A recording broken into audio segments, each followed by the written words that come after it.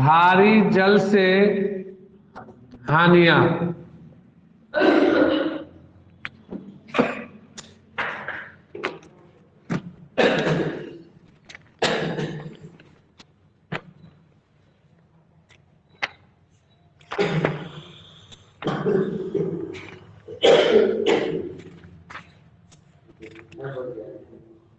पहला भारी जल से हानि में पहला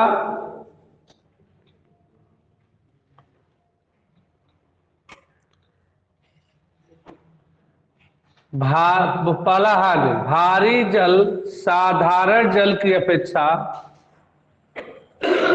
भारी जल साधारण जल की अपेक्षा मंद गति से क्रिया करता है। भारी जल साधारण जल की अपेक्षा मंद गति से क्रिया करता है। मंद गति से क्रिया करता है।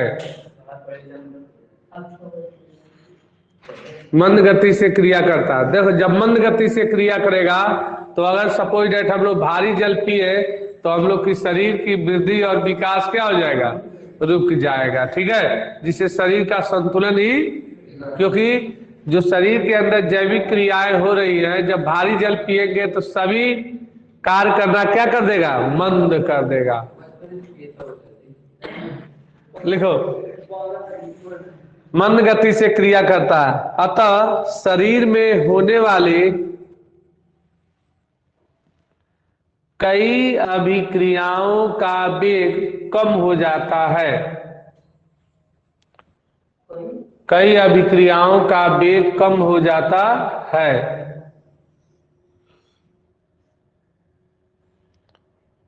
कम हो जाता है, जिससे शरीर का संतुलन बिगड़ जाता है।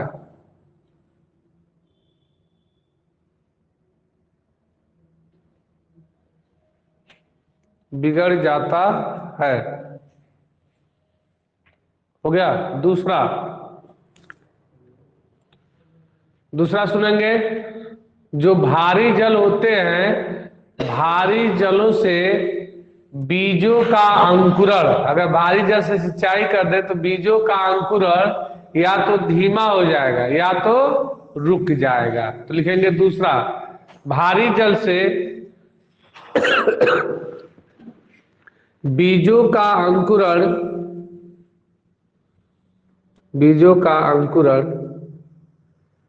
धीमा हो जाता है। धीमा हो जाता है या रुक जाता है।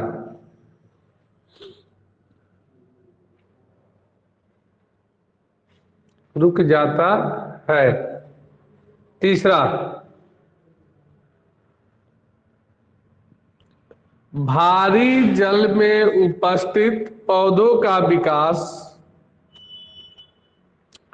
भारी जल में उपस्थित पौधों का विकास धीमा हो जाता है। यानी भारी जल से सिंचाई करेंगे तो पौधे बहुत धीरे धीरे बढ़ेंगे। पौधों का विकास धीमा हो जाएगा। और चौथा सुनो, भारी जल से छोटी मछलियां और टाइडपोल का मतलब सूक्ष्म जीवों के लार्वा जो होंगे वह क्या हो जाएंगे, सब मर जाएंगे। तो लिखेंगे, भारी जल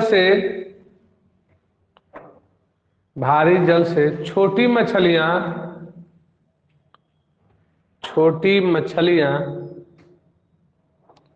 और टैडपोल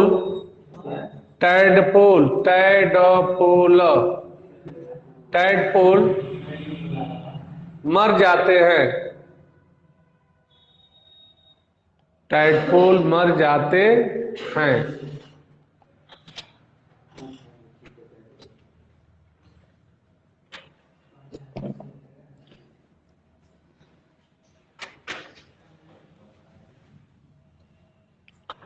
बहुत इंपॉर्टेंट हेडिंग हम आज लोग स्टार्ट करेंगे, हाइड्रोजन पराक्साइड।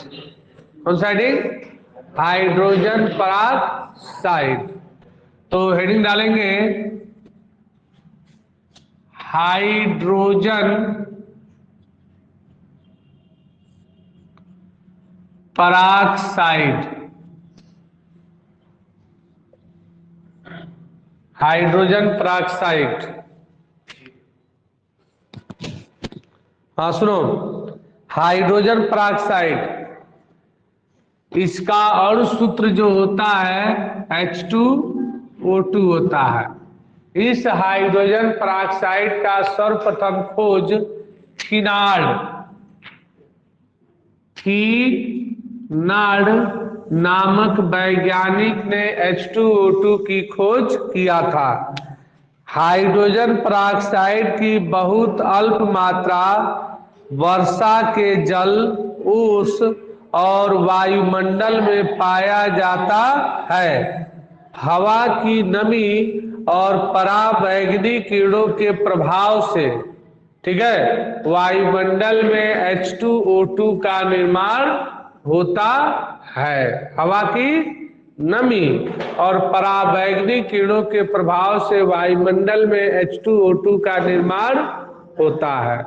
अब हाइड्रोजन पराक्साइड बनाने की विधि, सामान्य गुणधर्म, उपयोग, हाइड्रोजन पराक्साइड का शोधन इत्यादि इसका सब वर्णन करना है। ठीक है, तो लिखेंगे इसका अणु सूत्र,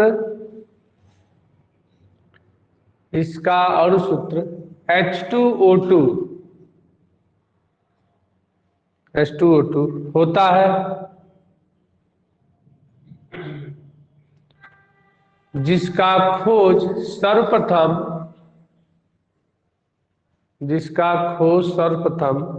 थीनार्ड, इसका खोज सर्वप्रथम थीनार्ड ने किया।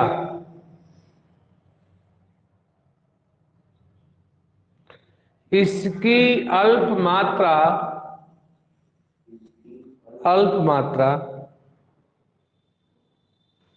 वर्षा के जल, ओस तथा वायुमंडल में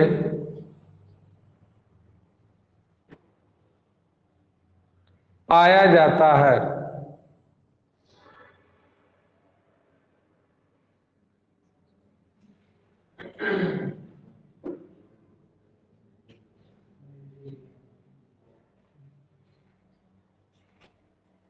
हो गया।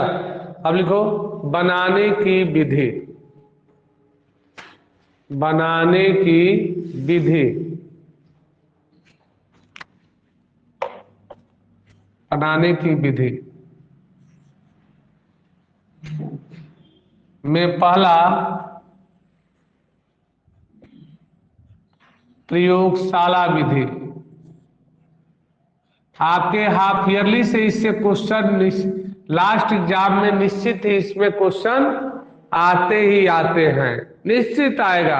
हाइड्रोजन पराक्साइड से क्वेश्चन ना आए तो कहना, निश्चित ही आता है तो आता है, वार्षिक निश्चित क्वेश्चन आएगा इससे, जो भी हो।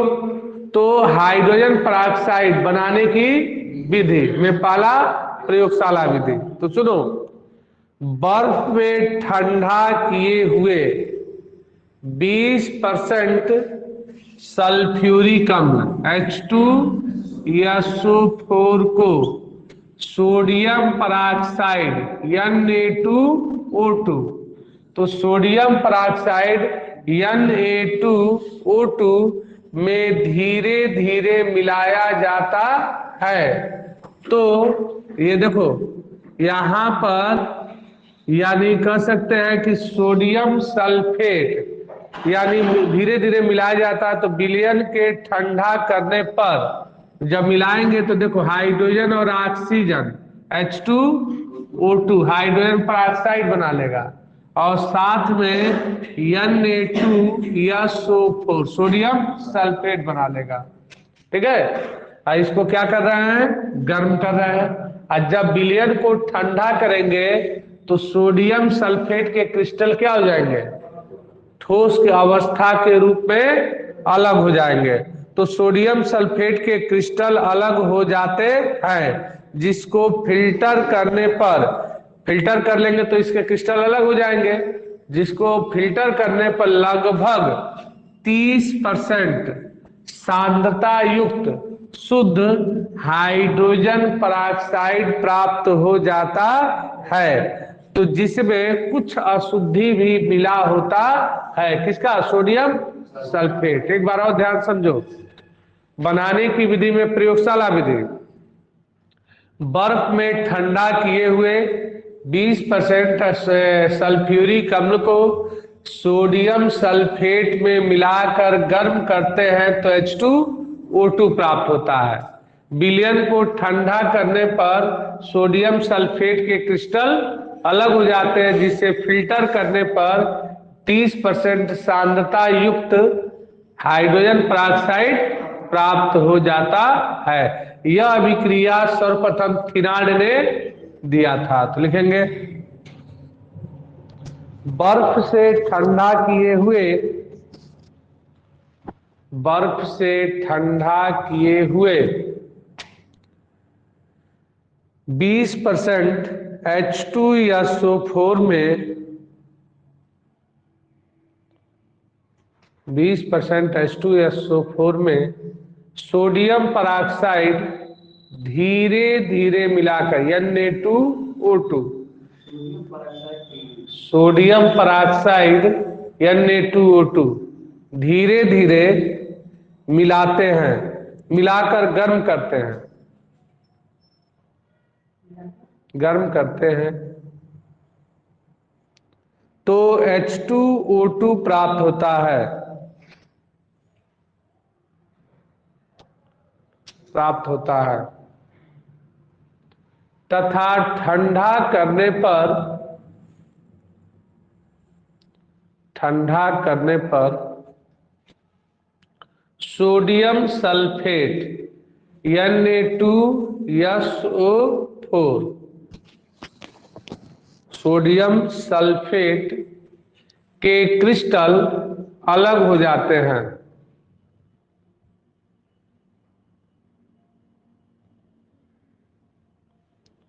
क्रिस्टल अलग हो जाते हैं तथा 30% सांद्रता युक्त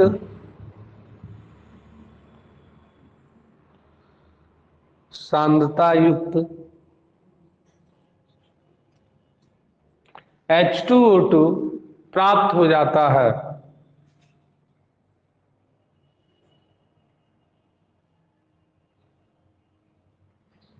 प्राप्त हो जाता है। रिएक्शन लिख लेंगे,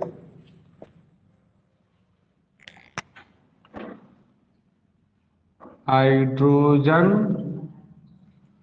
पर ऑक्साइड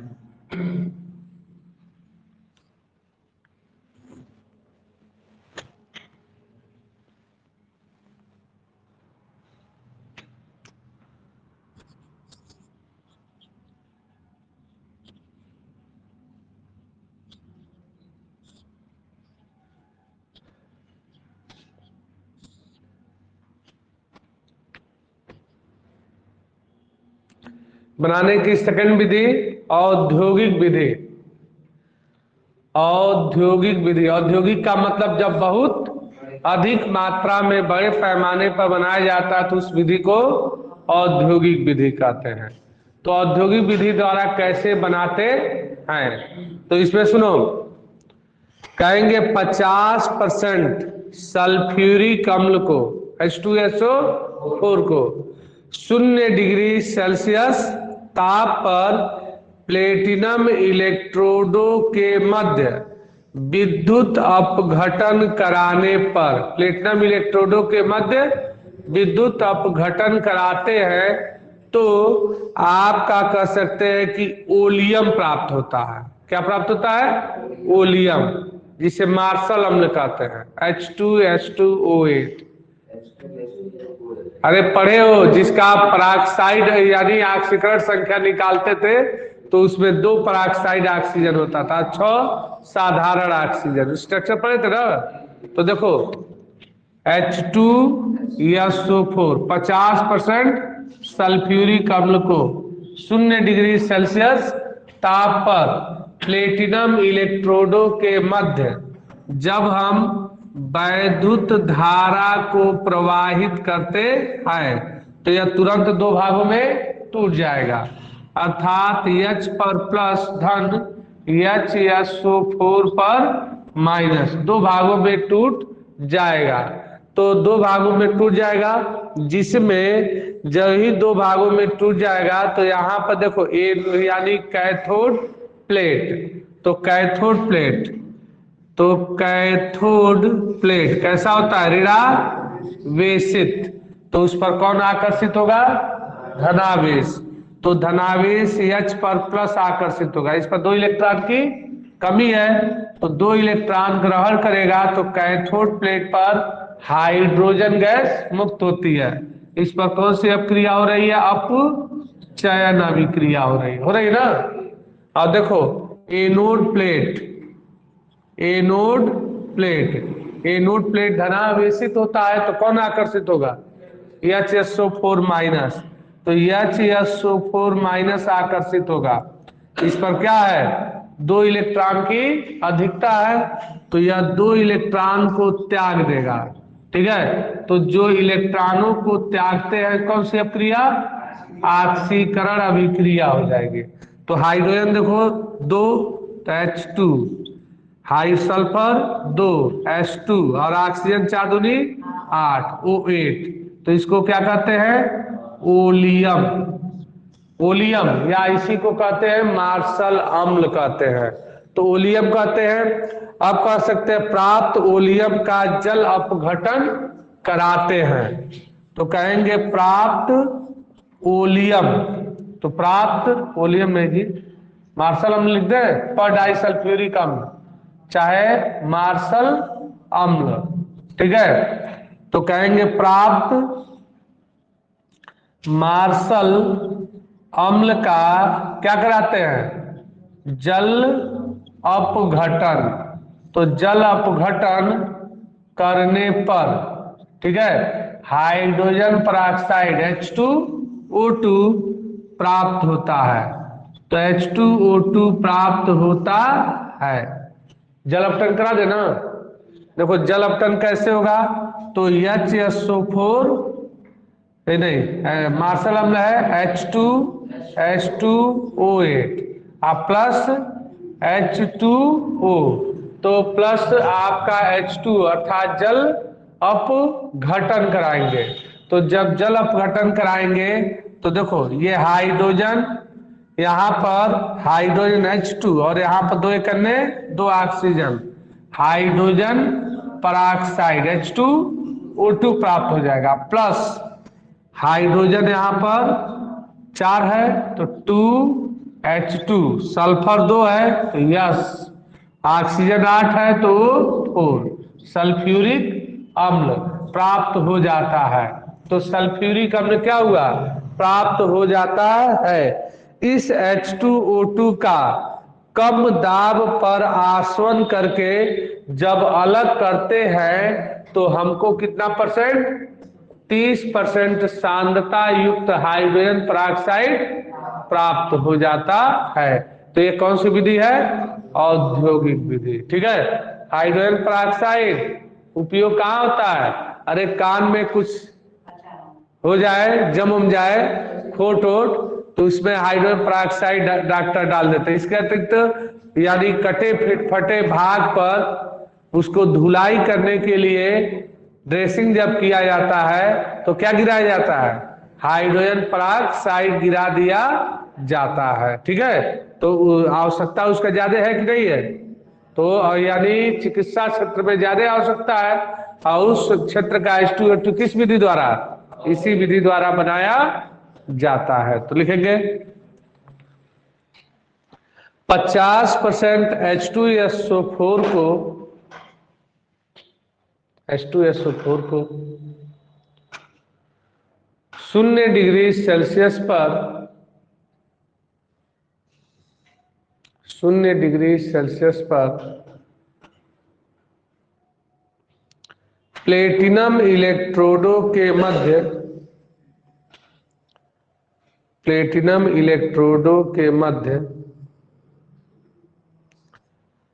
विद्युत अपघटन करने पर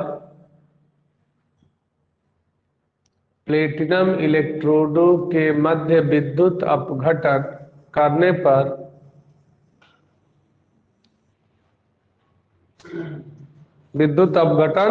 करने पर मार्शल अम्ल प्राप्त होता है।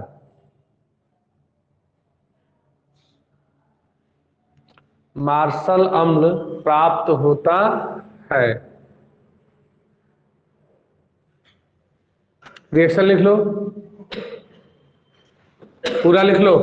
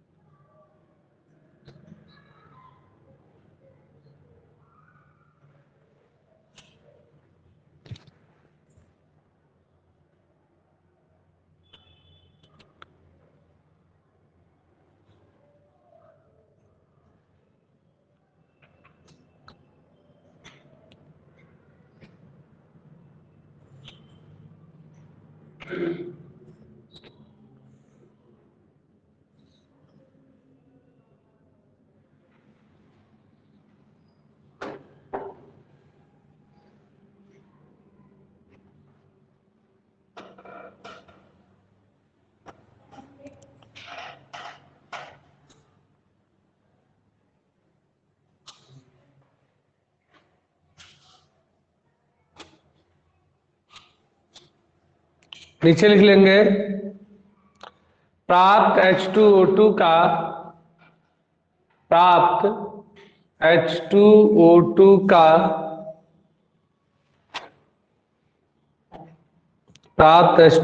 का कम दाब पर आसवन करके अलग कर लेते हैं।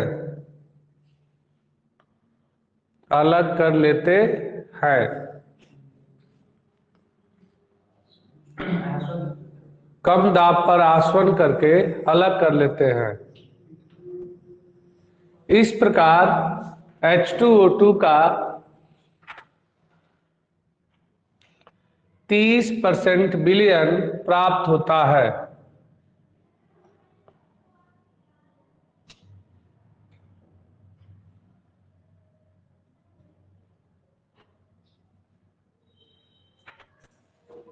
हो गया। अगला, बनाने की ठंड विधि।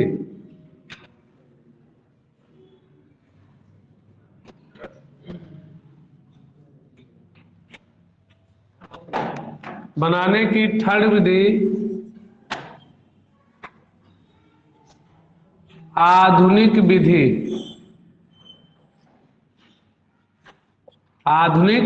विधि आजकल इसी विधि द्वारा हाइड्रोजन पेरोक्साइड का निर्माण करते हैं। कम खर्च होता है, लागत कम आती है, अधिक से अधिक H2O2 प्राप्त होता है। कैसे? देखो यहां पर ये स्ट्रक्चर है बेंजीन का। स्ट्रक्चर किसका है? आपका बेंजीन का स्ट्रक्चर है। बेंजीन का इसी के साथ एक और बेंजीन रिंग को जोड़ दिया जाए तो इसको हम लोग कहते हैं नैप्थेलीन। दो बेंजीन रिंग को जोड़ेंगे तो नैप्थेलीन। इसी के साथ एक और बेंजीन रिंग को अगर जोड़ दिया जाए तो इसको हम लोग कहते हैं एंथ्रासीन। क्या कहते हैं?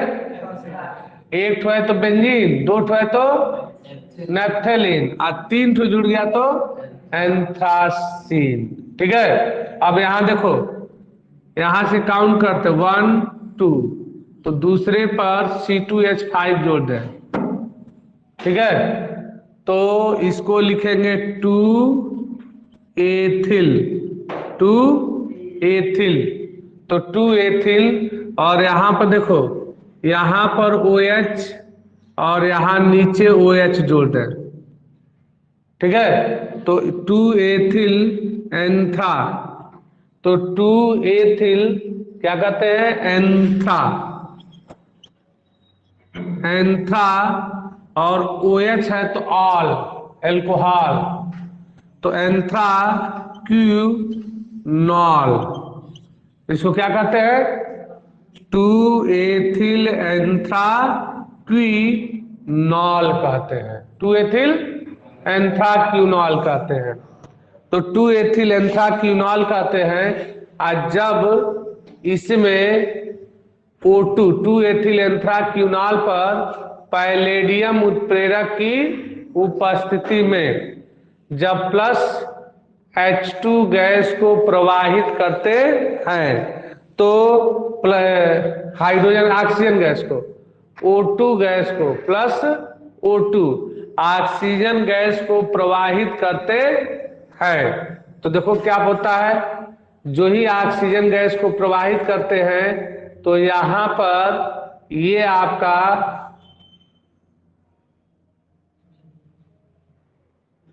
ये एंथ्रासीन हुआ।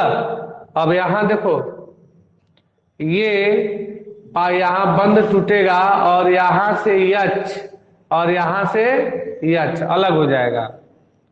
और इस बेंजीन रिंग में या तो गोला बनाओ, या तो गोला बनाते हैं, या तो एकांतर क्रम में इस तरह लिखते हैं, डबल सिंगल डबल, इस तरह लिखते हैं। ठीक है, और जब H निकलेगा तो यहां से एक पाई बंद टूटेगा, यहां पर एक पाई बंद टूटेगा, और यहां से एक एक इलेक्ट्रॉन की साझेदारी करके सामने सामने डबल बॉन्ड हो जाएगा, और ये कार्बन इस कार्बन की एक एक संयोजकता फ्री हो जाएगी। तो जब फ्री हो जाएगी तो यहां पर क्या हो जाएगा? डबल बॉन्ड O, और यहां पर डबल बॉन्ड O हो जाएगा। और निकला हुआ H और H अर्थात H2 किससे क्रिया करता है? O2 से। तो क्या बन गया बाबू? H2O2, यही बनाना था। हा? तो हाइड्रोजन, तो यहां पर बन गया हाइड्रोजन पर ऑक्साइड, तो हाइड्रोजन परऑक्साइड का निर्माण हो गया। निर्माण हो गया ना, तो हाइड्रोजन परऑक्साइड का निर्माण हो गया। अब यहां पर देखो, अब इसमें हम क्या करते हैं?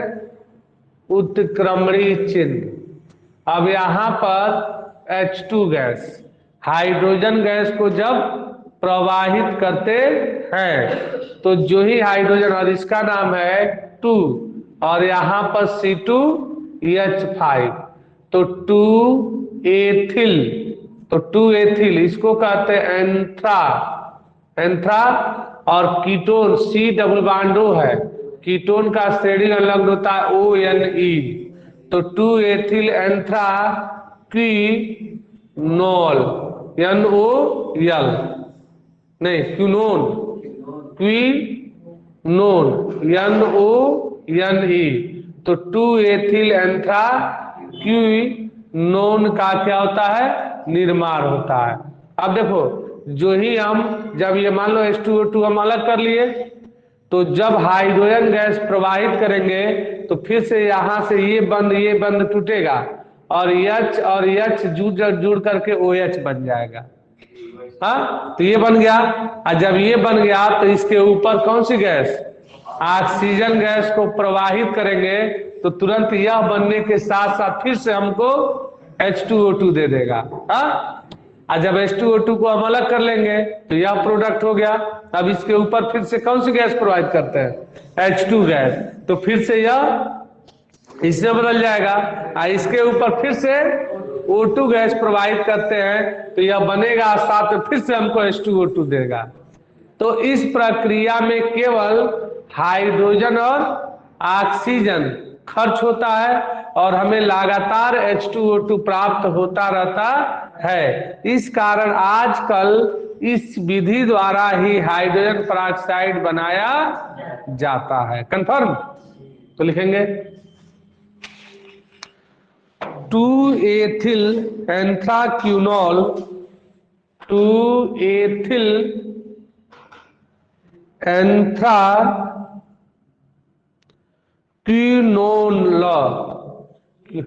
क्विनोल, क्विनोल, नाल, ओयल,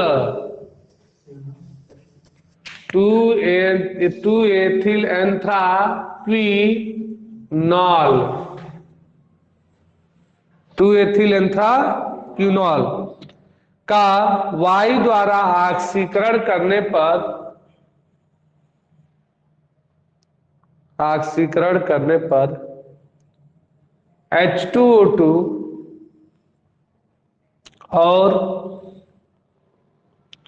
2-एथिल एंथ्राक्विनोन, 2-एथिल एंथ्राक्विनोन बनता है,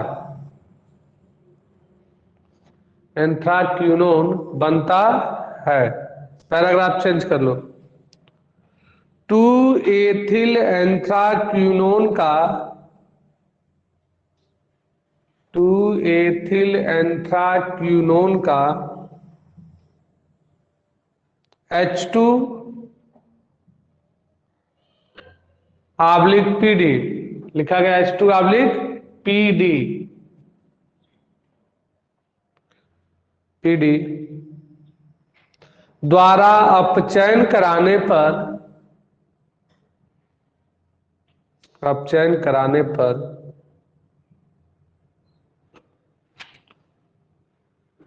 2-एथिल एंथ्राक्विनोन, ONE, 2-एथिल एंथ्राक्विनोन,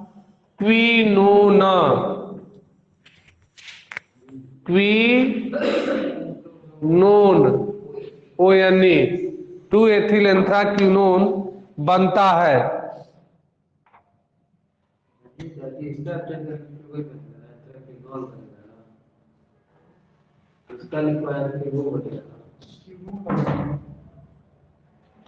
वायु द्वारा ऑक्सीकरण करने पर H2O2 और 2-एथिल एंथ्राक्विनोन का, क्विनोन का, क्विनोन, ONE का, 2-एथिल एंथ्राक्विनोन, ONE का H2O2 द्वारा अपचयन कराने पर 2-एथिल एंथ्राक्विनोल, OL, 2-एथिल एंथ्राक्विनोल प्राप्त होता है। इस प्रकार यह चक्रीय प्रक्रम चलता रहता है, यह चक्रीय प्रक्रम चलता रहता है और H2O2 बनता रहता है।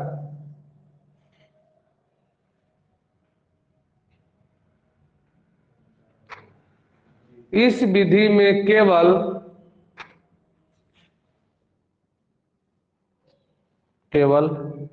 H2 तथा O2 खर्च होते हैं।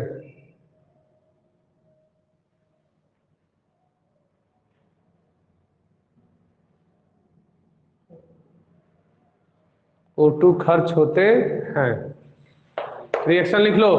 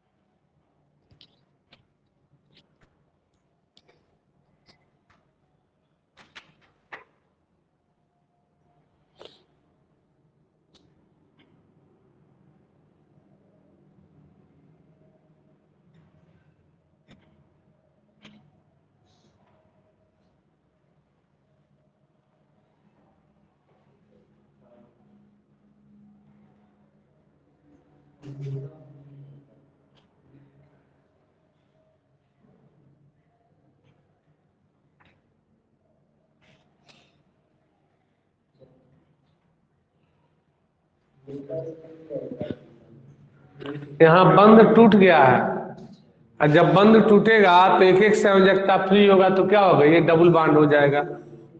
इसमें गोला नहीं बनाएंगे, गोला बना देंगे तो गलती हो जाएगा।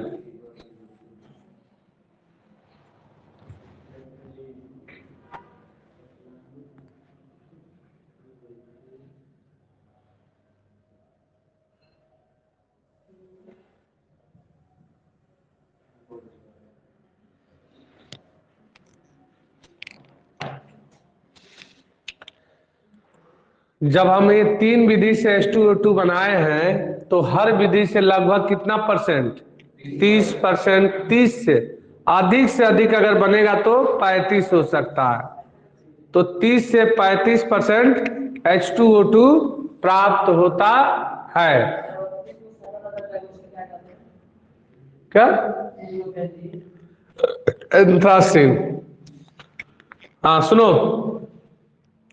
तो 30% से 35% H2O2 प्राप्त होता है, तो इस तरह आ जाता है जैसे हमको चाहिए 100% शुद्ध H2O2, तो उसका शोधन करेंगे तो कई बार आपके एग्जाम में आ जाता है कि कम दाब आसवन विधि द्वारा H2O2 के शोधन की विधि का सचित्र वर्णन कीजिए।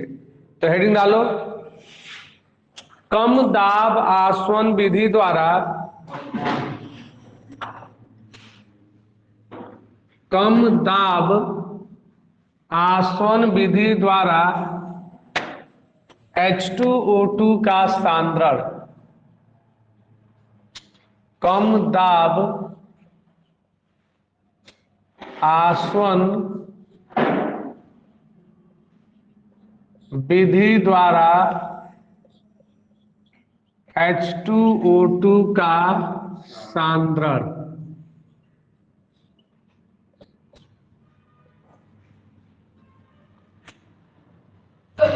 का सांद्रण फिगर है, सचित्र वर्णन करना है।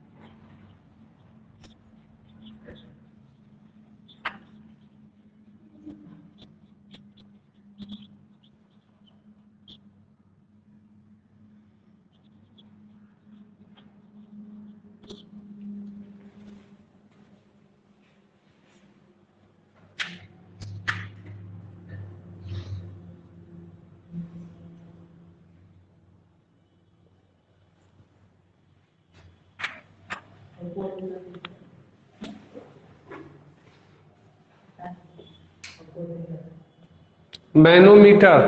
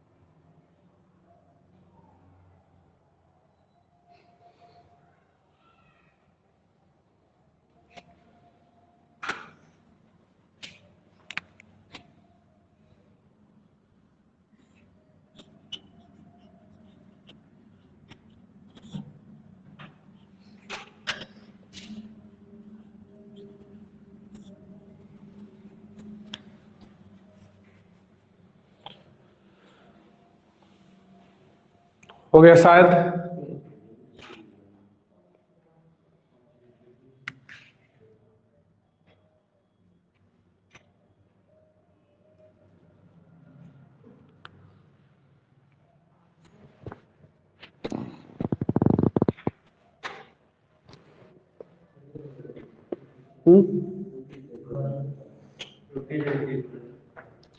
ये क्वेश्चन आपका लगभग 4 नंबर 5 नंबर में आ जाते हैं सचित्र वर्णन करने के लिए।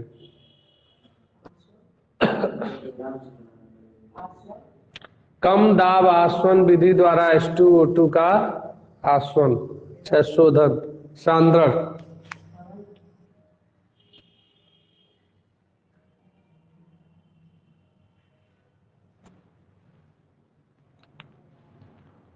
आसवन फ्लास्क,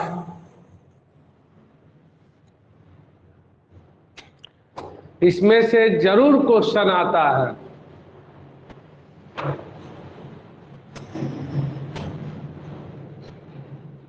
दो 3 लेक्चर चलता है तब समाप्त होता है।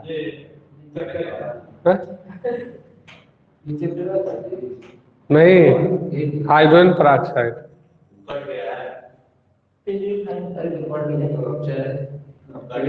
कहाँ कट गया? कुछ नहीं, 11 में कोई सिलेबस नहीं कटान होता, कुछ नहीं। हाँ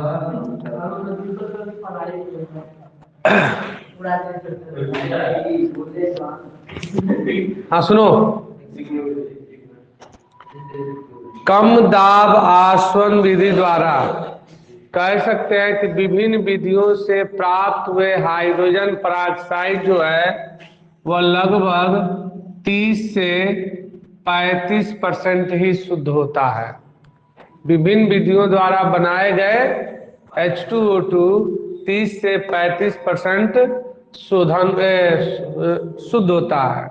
ठीक है, अतः इसका आसवन हाइड्रोजन पराक्साइड का आसवन सावधानी पूर्वक किया जाता है, क्योंकि जब H2O2 को गर्म करते हैं तो तुरंत ये H2O प्लस O2 में क्या हो जाता है, अपघटित हो जाता है, तथा इस हाइड्रोजन पराक्साइड में उपस्थित जो अशुद्धियां होती हैं इसके अपघटन की दर को क्या करते, उत्प्रेरित करती हैं। अतः हाइड्रोजन पराक्साइड का सांद्रण किस विधि द्वारा करते हैं, कम दाब आसवन विधि द्वारा करते हैं।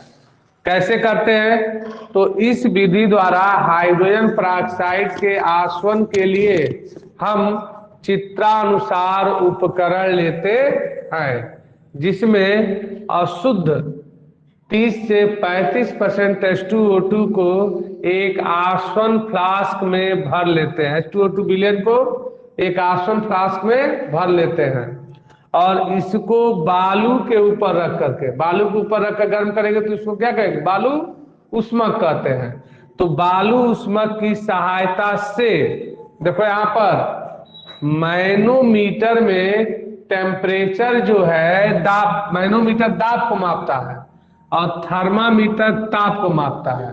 ठीक है, तो जब हम इसको गर्म करते हैं तो देखो मैनोमीटर में दाब 15 मिलीमीटर पढ़ते हैं। अगर प्रेशर अधिक हो जाए तो निर्वात पंप द्वारा दाब को क्या कर सकते हैं, खींच करके प्रेशर को कम कर लेते हैं। अगर प्रेशर कम है तो इसमें वायु को प्रवाहित करके दाब को कितना व्यवस्थित कर लेते हैं, 15 मिलीमीटर कर लेते हैं। और यहाँ देखो थर्मामीटर ताप पड़ता है तो थर्मामीटर में टेम्परेचर देखते रहते हैं। तो कैसे देखते हैं, तो थर्मामीटर में ताप पढ़ते रहते हैं। अगर थर्मामीटर में यानी टेम्परेचर कितना डिग्री सेल्सियस पर गर्म करना है, 60 डिग्री सेल्सियस। अगर ताप अधिक हो रहा है तो तुरंत आप क्या कीजिए, कम कर दीजिए इसका लौ। अगर ताप 60 से कम है तो लौ बढ़ा करके टेम्परेचर कितना कर लेते हैं, 60 डिग्री सेल्सियस कर लेते हैं। और मैनोमीटर में दाब जो है 15 मिलीमीटर कर देते हैं। तो 15 मिलीमीटर दाब और 60 डिग्री सेल्सियस ताप पर जब इसमें गर्म करते हैं, आसवन फ्लास्क को गर्म करते हैं, तो इस आसवन फ्लास्क में से जल की अधिकांश मात्रा वाष्पित होकर के दूसरे आसवन फ्लास्क में पहुंचती है। और दूसरे आसवन फ्लास्क में ऊपर से क्या गिरता है, ठंडा जल गिरता है, जिसके कारण जब भाप आएगी दूसरे आसवन फ्लास्क में तो यह आसवन फ्लास्क इतना ठंडा रहेगा कि वह द्रव में परिवर्तित होकर के इसी में रह जाएगी। ठीक है, तो इसी में रह जाएगी, जिसके कारण यह जब प्रक्रम दोहराते हैं तो हमको कितना परसेंट H2O2 जी, जल बाहर निकल गया तो लगभग 90% H2O2 प्राप्त हो जाता है। इस आसवन प्रक्रिया को, कम दाब आसवन प्रक्रिया को कई बार करते हैं, यानी 3-4 बार यह प्रक्रिया कर लेते हैं तो हमको लगभग कितना परसेंट, 99, एक तरह से कहो तो लगभग 100% शुद्ध H2O2 प्राप्त हो जाता है। तो शोधन की इस विधि को हम कम दाब आसवन विधि कहते हैं। कंफर्म, कोई दिक्कत, लिखेंगे कम दाब आसवन विधि द्वारा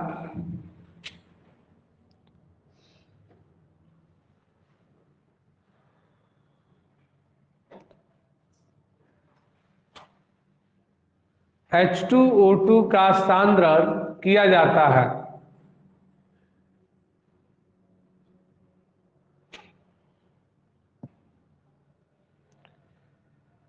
विभिन्न विधि से बनाए गए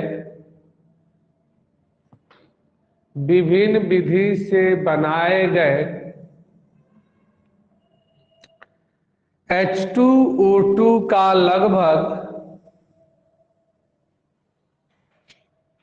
लगभग 30 से 35% विलयन प्राप्त होता है।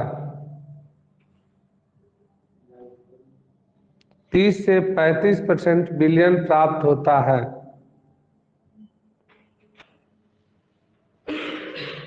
इस विलयन का सांद्रण कहो चाहे शोधन कहो, ठीक है, शोधन सावधानी पूर्वक किया जाता है।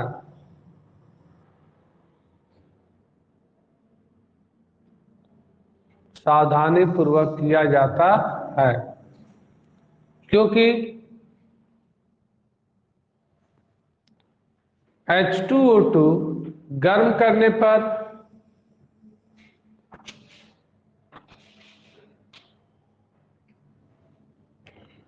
अपघटित होने लगता है। अपघटित होने लगता है और उपस्थित अशुद्धियां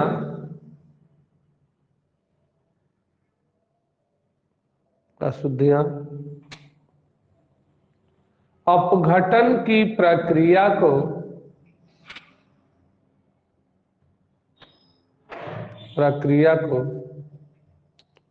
उत्प्रेरित कर देती हैं।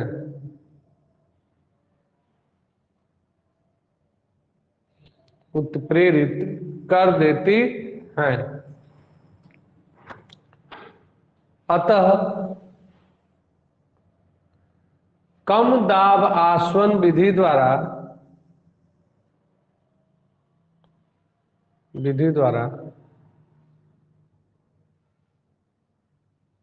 H2O2 के शोधन के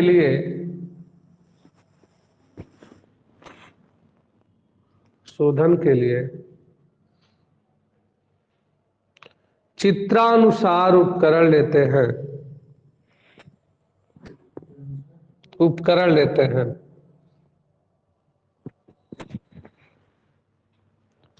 जिसमें H2O2 को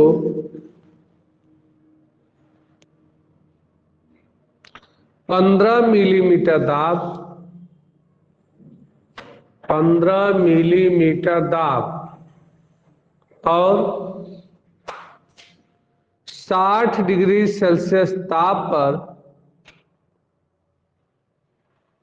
पर आसवन करने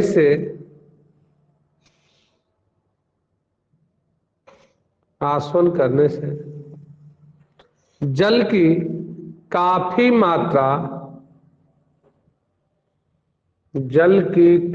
मात्रा वाष्पित हो जाती है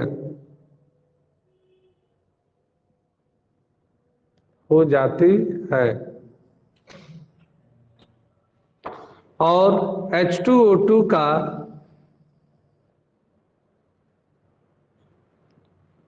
90% विलयन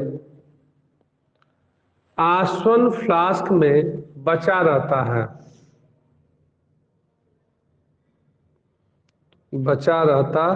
है।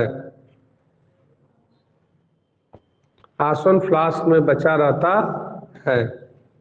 इस विलयन का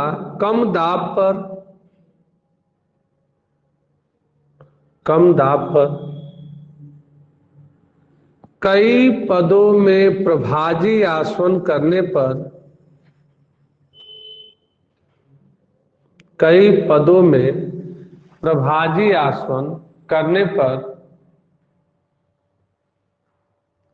पर लगभग 99% शुद्ध H2O2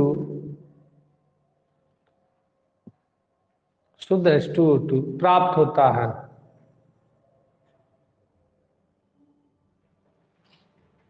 शुद्ध H2O2 प्राप्त होता है। कंफर्म। अब बनाने की विधि और शोधन हो गया। ठीक है, अगला हेडिंग, अगला हेडिंग है यानी सामान्य गुण। ठीक है, तो सामान्य गुण अगले दिन, अगले मीटिंग में।